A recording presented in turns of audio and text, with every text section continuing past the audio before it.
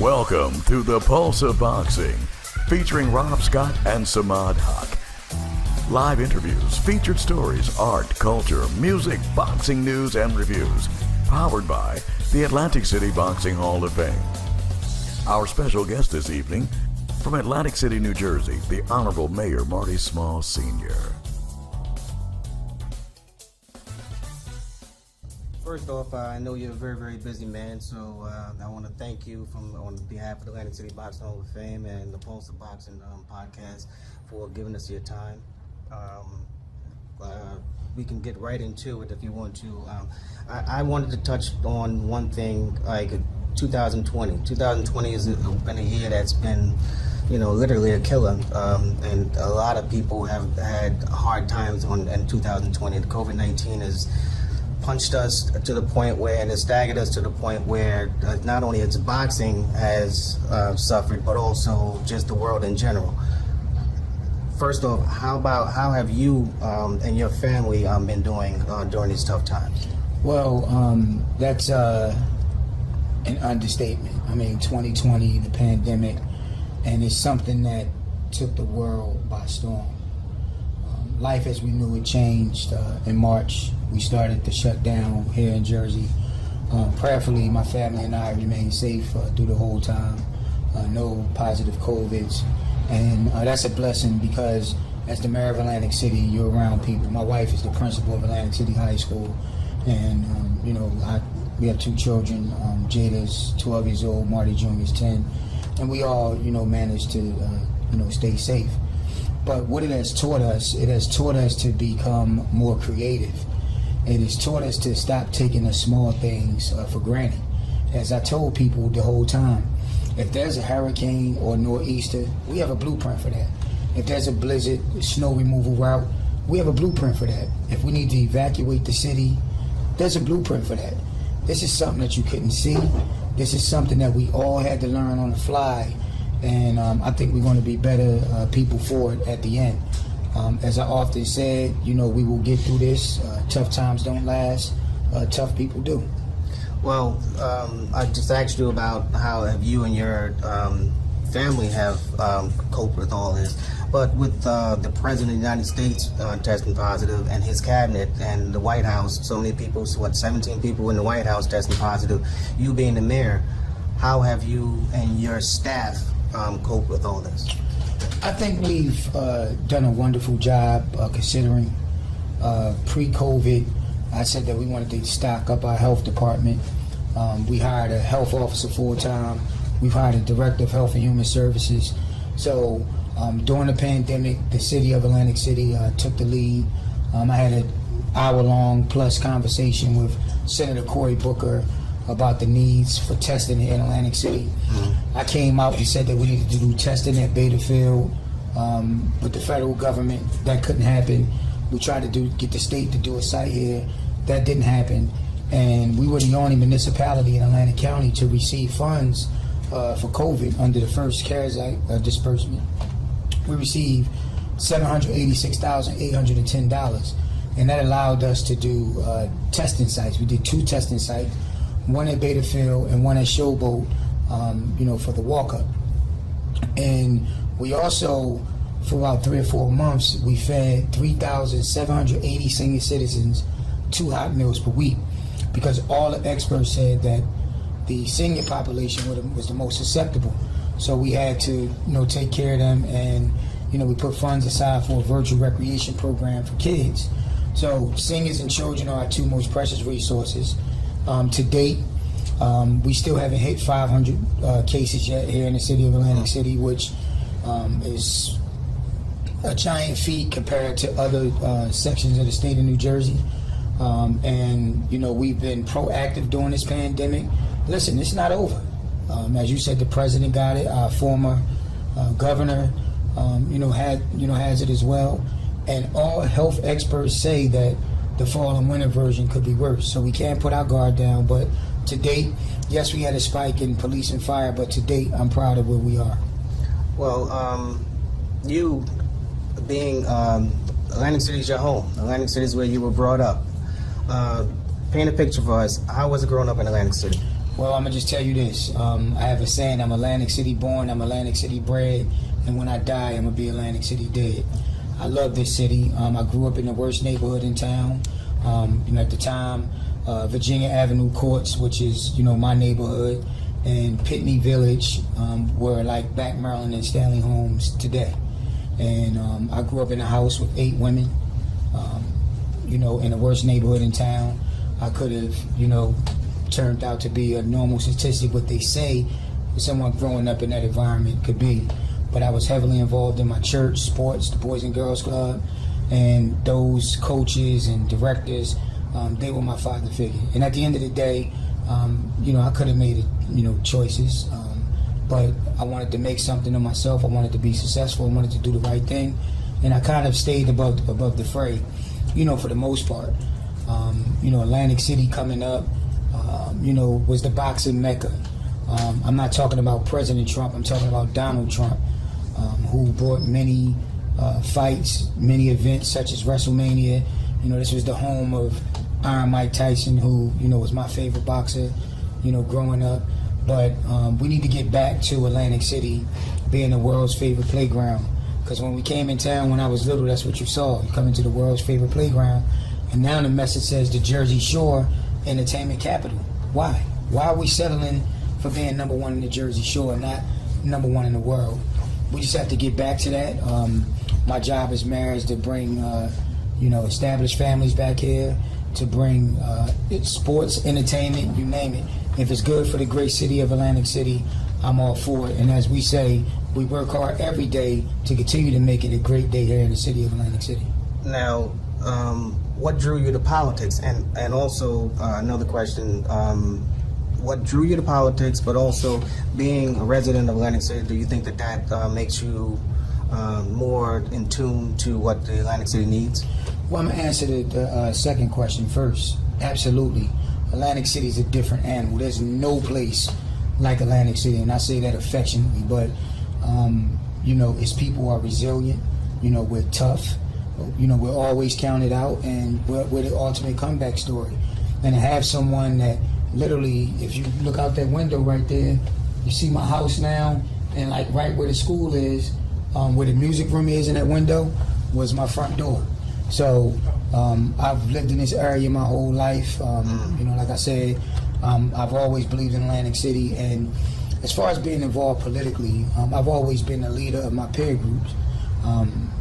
Everyone always said when I was a kid growing up in the Boys and Girls Club, staying out of trouble, I was always there.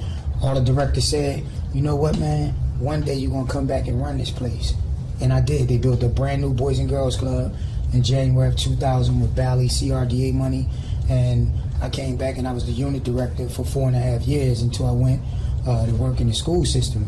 So the same thing, I'm setting the trend. The same thing people said about me being politically involved. As a kid, I was involved, passing out flyers for Rosalind O'Rell Nance, the second ward councilwoman, working on Jim Whalen's campaign, being active, registering all my people to vote, just being a leader in the community. And say, hey, one day, you're going to be mayor of Atlantic City. And through all the ups and downs, the controversies, all the adversity that I had to go through, I've been the mayor a year and 3 days now, and I'm sitting before you as mayor.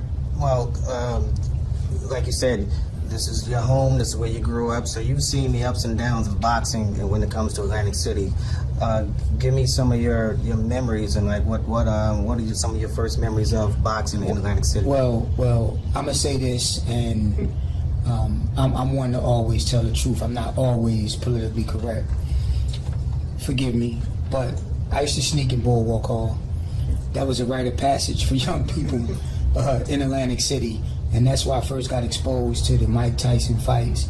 And I remember we snuck in, and it's like, get in where you fit in. You see a seat, see somebody coming, just get up and move, be proactive. But I remember seeing a grown man cry. He went to the concession stand. By the time he came back, the fight was over. And I can't say the words that he was using on camera, but he was from Baltimore, and it's safe to say that he wasted the trip. He could have watched that on the pay-per-view. What was the first fight? Do you remember the first fight you ever attended? I think it was Tyson and Carl the Truth Williams, and then it was everything Tyson. And then remember, Atlantic City Bulwark Hall was a unique space when you combined it with the West Hall. So it's like 3 arenas in one. And when I say 3 arenas in one, it was the main arena, Bulwark Hall. You had the Adrian Phillips Ballroom where my high school graduation was, and they renamed it the Adrian Phillips Theater. And they used to have boxing matches in the West Hall. So, growing up, boxing, was everything. And I'm never going to forget Mike Tyson came to our neighborhood with Don King, gave out turkeys. All the fighters trained at the PAL.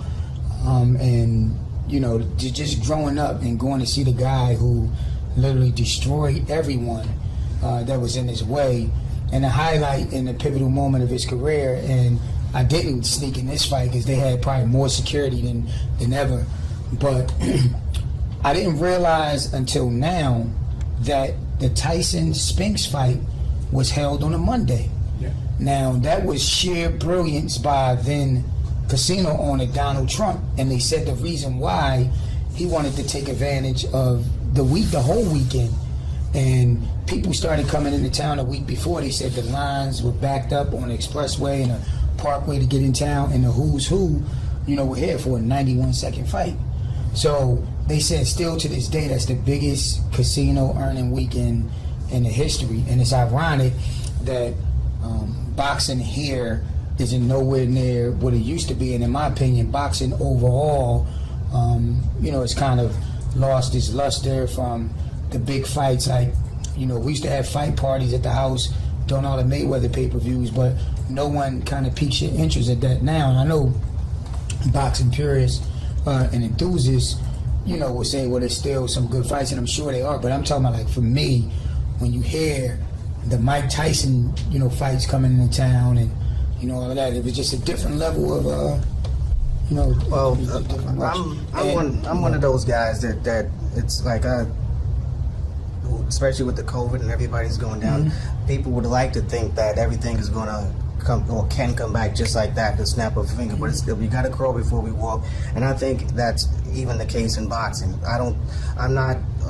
Yes, I would love for the big fights to come back, but at the same time, I realize that that's probably not going to happen. But at the same time, one thing that that's been a knock against New Jersey and also probably New York is a lot of the small promoters, it's not cost effective for them. Unless you're a big promoter like a Bob Arum or somebody like that, it's hard for you to make a buck in places like this. Are there any incentives to help out the smaller promoters? Because I'm here to tell you, we look at the big fights, but some of the best fights I've ever seen is from the small promoters. Yeah, well, there's always all type of incentives to bring people here to Atlantic City. And I think, and you have to understand, like, what I grew up in was totally different than what we see now. When I came up, you had fights at Bally's, during the week, and the big events were held at Bulwark Hall, and that's not happening anymore. But I think that we've kind of found our niche, so to speak, for where we are now. You have fights at the Claridge, you have the Atlantic City Boxing Hall of Fame at the Claridge, you have Showboat getting extremely active in boxing, and I would just like to see Atlantic City mentioned, when it comes to places that can host these big fights, like the Wilder Fury fight. Why can't that be in Atlantic City? I mean, I know, I believe the first one was in LA.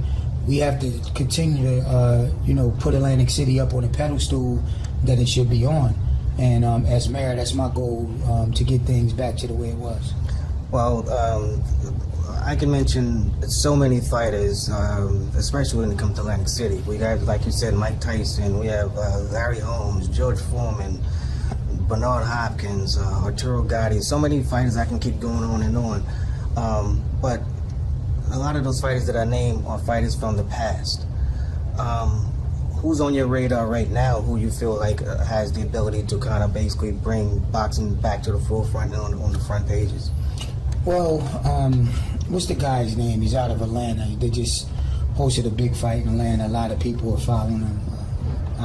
His name is escaping me now. I mean, you still have good fighters out there, but as I said, like that marquee, that attraction, that Floyd Mayweather, here at Boardwalk Hall, it was Atul Ghadi's home.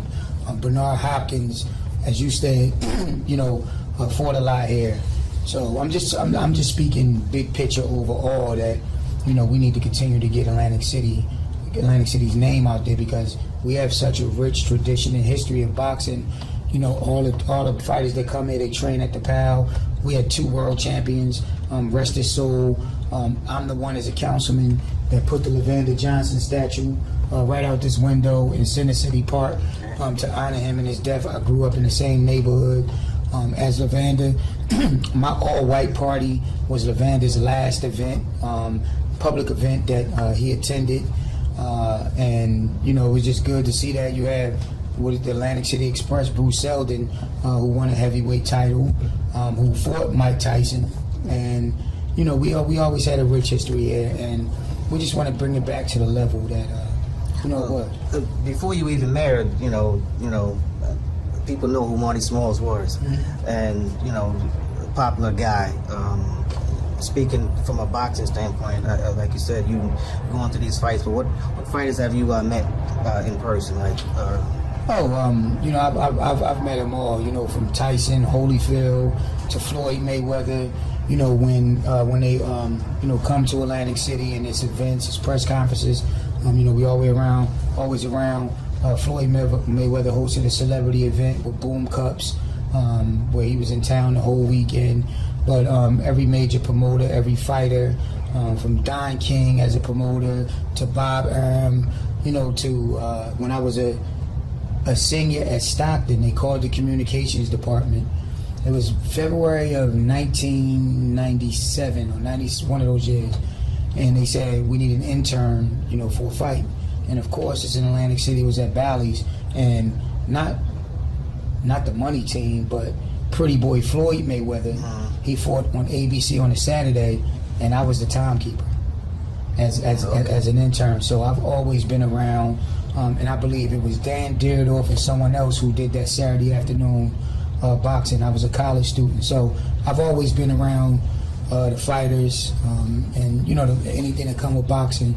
We have Ray McCline, who is basically bringing those names back, and it kind of takes you back to your childhood with the people that he's honoring for the Atlantic City Boxing Hall of Fame. Well, speaking of that, I know that I can speak for the Atlantic City Boxing Hall of Fame and everybody who's affiliated with you or with it. We want to thank you, and we want to thank the city of Atlantic City for your continued support, because it really helps out a lot, because we all have that same mentality where we want to pay homage to those who basically put Atlantic City boxing on the map. So for that, I definitely want to take part in thanking you for that. And listen, and we're going to continue to support, because you guys are bringing people here, you're honoring the past, and presenting hope, for the future. And I'm all for whatever makes Atlantic City go. I'm going to always be in support, and that's not just lip speak. That's not political speak. That's the only thing I speak is the truth. You've definitely take interest in the PAL, and you also you just had a meeting with a person who I consider like a boxing royalty. Miss Jackie Atkins, and because the work that she does with the amateurs, it's a sight to behold. And I definitely, every time I see her, I always have to tell her that how much I appreciate her and what she does. But she has a program called Girls and Gloves. Can you explain the work that you guys are doing? I met with her way back in January. This is pre-pandemic. If the pandemic didn't happen, you'll probably see a bunch of girls when they get out of school today, sparring around. So we reconnected, earlier today, and presented the budget, presented the platform. I was a little intimidated when I saw the first degree black belt. I'm not going to do karate, but we can go a couple rounds if she want. But no, in all seriousness, I believe in diversification. look at my track record since I've been mayor. We promoted a lot of females in the ranks in the police department. And I was a college athlete, and I understand and respect thoroughly Title IX, to give women equal rights. And my administration, through recreation, is going to support the Girls and Gloves program. We want to bring it here to the great city of Atlantic City and give those girls opportunity. Who knows?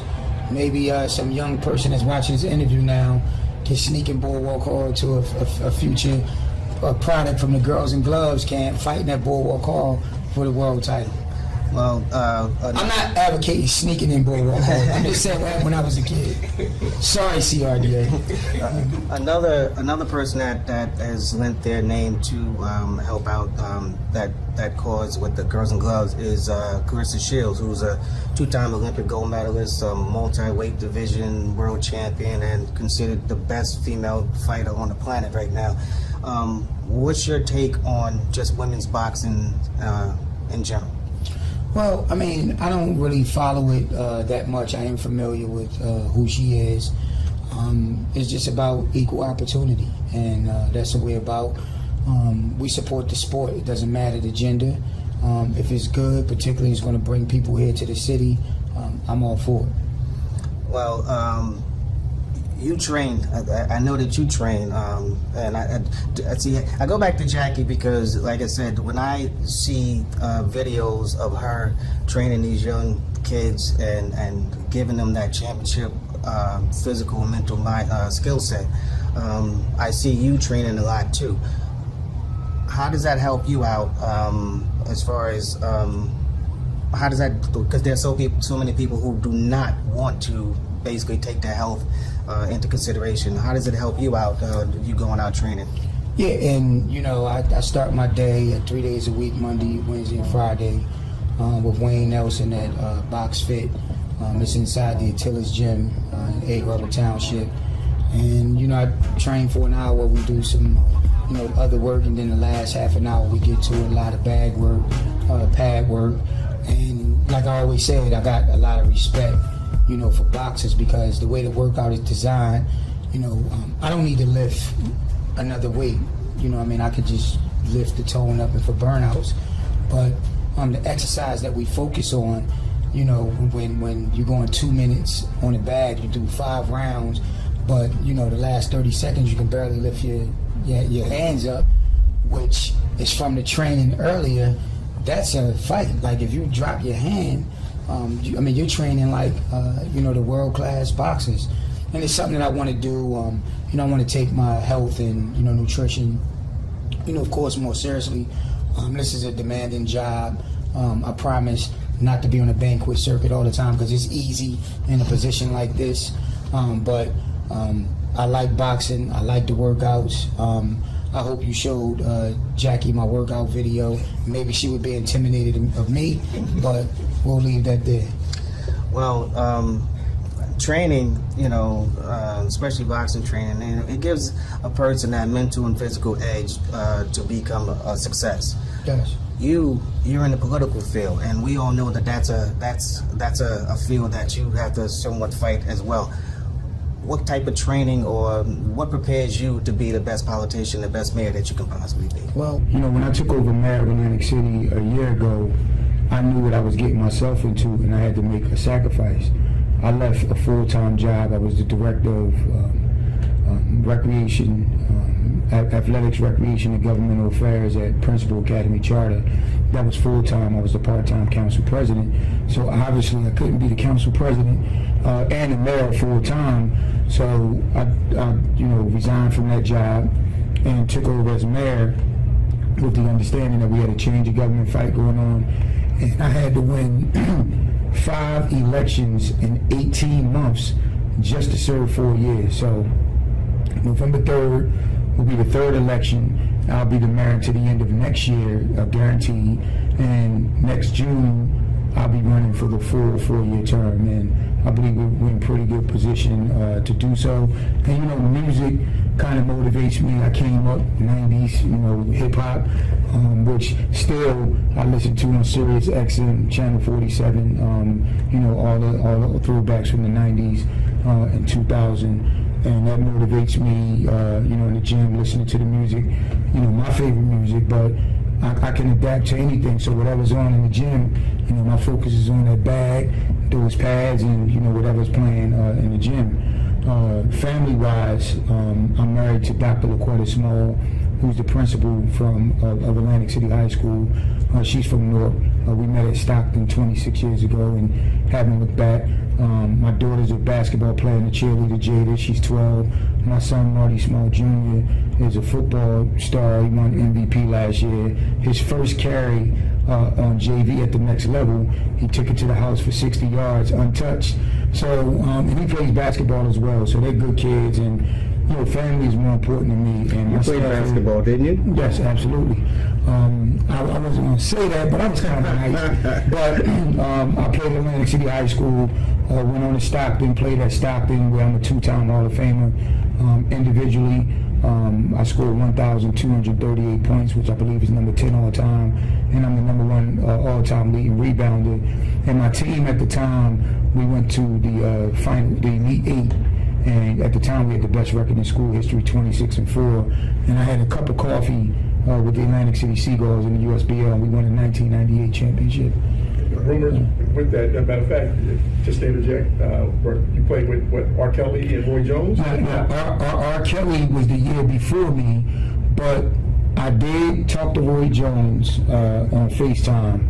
I was having a meeting with the owner of the flagship, and she was talking to Roy, and I said, well, look, tell Roy to tell Mike, like, let's steal it from, wherever they was at, California. Bring that fight to Atlantic City. Where Mike has a rich history, and I had to remind Roy.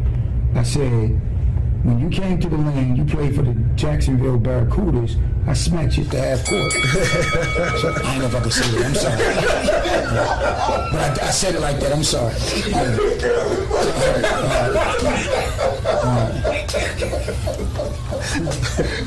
I'm sorry, man. I was in my feelings, man. You want me to be real, right? Feelings all right or wrong.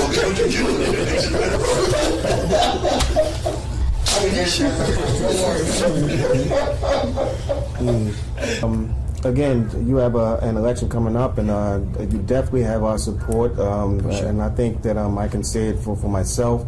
I can say it for my co-host, the multi-talented Samad Haq. I can say it for Ray McCline, Atlantic City Boxing Hall of Fame. Best of luck with your election, and best of luck in all your endeavors that you do from this point on. Thank you. I appreciate the time. Thank you for having me. Thank you for covering me, training, and it's a great day here in the city of Atlantic City.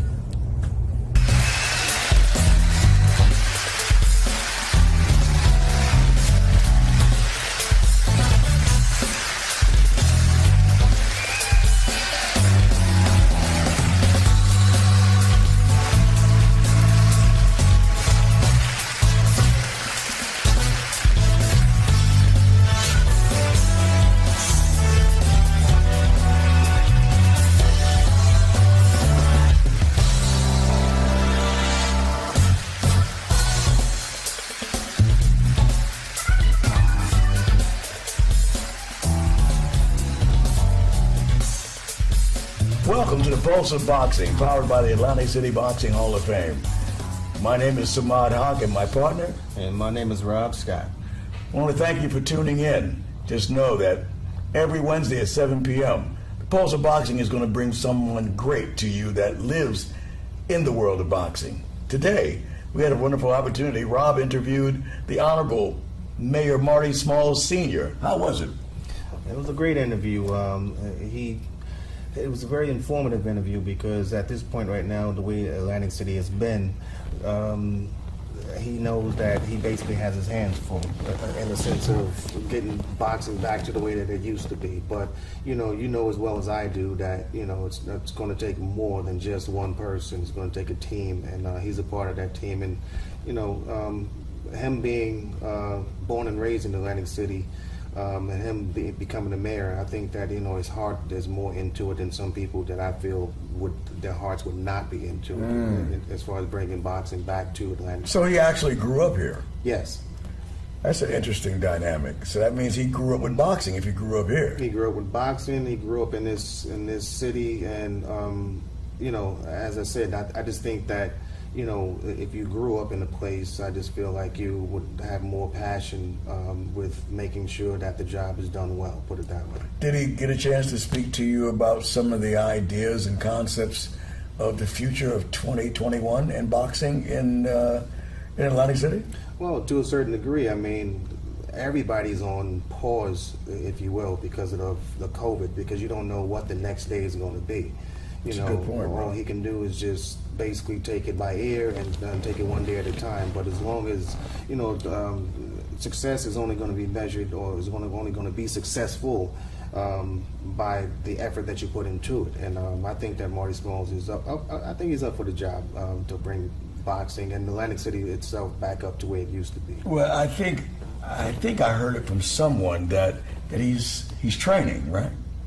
Oh yeah, he trains. We went, took a few shots at him training. Well, How'd he look? Well, he was always an athletic guy, but you know, of course, over the years, getting older, you know, you get out of shape. But so he's back into training and trying to get back on the horse, if you will, as far as training go. I mean, That's a good look. You know, That means he's in it for the long haul. Oh yeah, definitely, he has to be. I mean, because basically being the mayor, or just in general, you got to keep yourself in tip-top shape. And you know, when you let yourself go, sometimes, and as I said, as you get older, that job gets harder.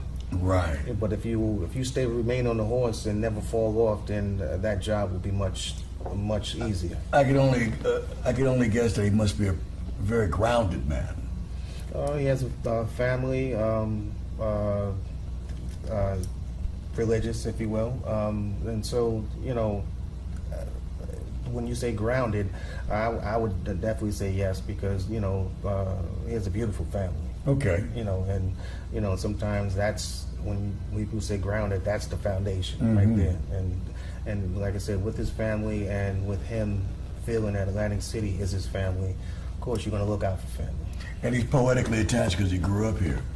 Oh yeah, no doubt. But he grew up here, and like I said, his efforts, I feel, is probably going to be more genuine than if someone else who basically wasn't brought up here. You would tend to kind of slack off, or you know, not take it as seriously as, you know, someone who was brought up here and who has seen the ups and downs, and it would bring passion to bring it up again.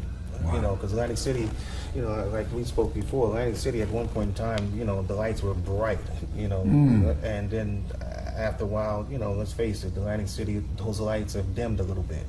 Yeah. And I just feel that, I think that he has the ability to, you know, how we said, turn the electricity back on, Yeah, you know, and yeah, make yeah. those lights bright once again. You know, I would say that, you know, in his position, it has to be so intense because COVID is an umbrella to a lot of sadness.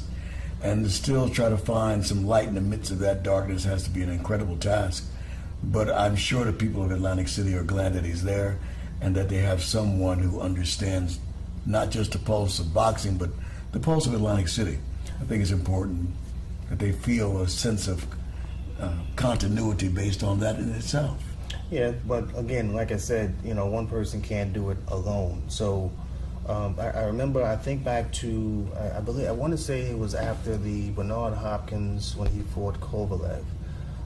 They had a meeting of the minds, if you will. It was promoters, it was commission, it was you know, politicians. It was a bunch of people that got together, that supposedly got together to, you know, talk about bringing boxing back up to Atlantic City. How can you bring boxing back up in Atlantic City? But the key thing is, that was a meeting. The thing is, it's going to have meeting after meeting after meeting and not give up. And I just feel like, if, you know, put it this way, I just think that not everyone in that room was genuine in the sense of really having the passion to bring Atlantic City and boxing, bring that marriage back together. You know, with Marty Smalls, I think that he's one of the pieces that I feel that he will Can bridge that gap, so to speak, well, right? I just feel that there's a certain sincerity as far as bringing boxing back to Atlantic City. I think that that's is what it's going to take. If you're just saying that you're going to bring it back, that's something totally different. That's just blowing smoke. And thus far, it seems like it's been a lot of it's been more than smoke. It's been like an inferno because the Atlantic City boxing is burnt down, but we got to build it back up. The transition between the smaller promoter versus the, for lack of better words, the larger scale promoter, it seems as though that there's a disconnect somewhere, and I think if those parties were to try to yield themselves and massage into place some level of continuity in reference to bringing shows here, maybe they could figure out a way to do that in the future. I hope so, that 2021 can bring that. Well, we spoke about that, and I brought to his attention how, one of the chief complaints with a lot of the promoters out there, unless you're a Bob Arum or unless you're one of a big-time promoter with deep pockets, it's hard for you to basically live and thrive in New Jersey, New York, places like that, because it's not cost effective to do business in those places. The small promoter has it hard, and Marty Smalls, he said that he's going to look into, basically having incentives to basically bring, the small promoters more light, because as I was telling him, we want those big fights to come back to Atlantic City, but at the same time, let's not sleep on those small fights. You know as well as I do that there's fights that we've seen from small promoters that actually you went home that evening saying yes. I mean, and those are the ones that need a chance just as well as the ones who have deep pockets. I say this. When I lived in New York, I wasn't a New York Yankees fan. Okay. And one of the reasons why is because people may get upset with this, but I always thought that Yankees bought the championships because they had deep pockets. Right. Certain unfairness in that when you have talent elsewhere, but they just can't thrive because they don't have deep pockets. That's how a lot of promoters are, where they're not able to put on these shows because of the expense. And I just think that places like New York and places like New Jersey, there should be some sort of incentive to, maybe a tax cut or something along those lines to help stimulate, so to speak. There you go. And I just think that if something like that happens, I think that stimulation will make boxing rise again. I mean, let's think back to Atlantic City like years ago. Atlantic City, within the last few years, you've had boxing. You want to come out like maybe 3-4 times a year, something like that. Where at one point in time, Atlantic City had hundreds of fights a year. Yeah. Seems like another life ago. Yeah, the trucks, the ABC, the HBO, the CBS trucks used to be out here all the time. But fast forward to 2000s, you would be lucky to see that, like I said, maybe 2, 3, 4 times. The effort that people put, the sincere effort that people put forth, that's the thing that's going to drive boxing. If you're not a boxing person, you're a smoke blower, and there's a lot of smoke blowers, I feel, who really don't have a sincere bone that where they really want boxing to really get back to where it used to be. They say they're boxing fans, but no, they're not boxing fans. Well, Rob, I'm gonna tell you, man, I just think that based on what you said about Mayor Smalls, that he obviously has the passion and he's poetically attached, and that I just hope that he's able to bridge that gap and be an umbrella to the storms of the boxing business and bring it back. Well, let's not forget that there is an election coming up, and so maybe let's just hope that he's in position. Right? He's in position to stay because the next person that comes in, I'm supporting Marty Smalls, but I'm also supporting boxing. So if Marty Smalls does lose, if the Mayor Smalls loses, just want to make sure that the person that's coming in has as much passion as Marty Smalls has. And if that's the case, then we'll still be on that road to, repairing boxing and putting it back the way it used to be. Well, Rob, I'm just going to pray for his success. Oh, yeah. Great interview. Like this. Yeah. Again, This is every Wednesday night at 7 p.m. with Rob Scott. I'm Samad Haq. This is the Pulse of Boxing, powered by the Atlantic City Boxing Hall of Fame. Just tune in. Keep your eyes open on all the social medias such as Facebook, Instagram, and YouTube. Thank you so very much. We'll see you next week.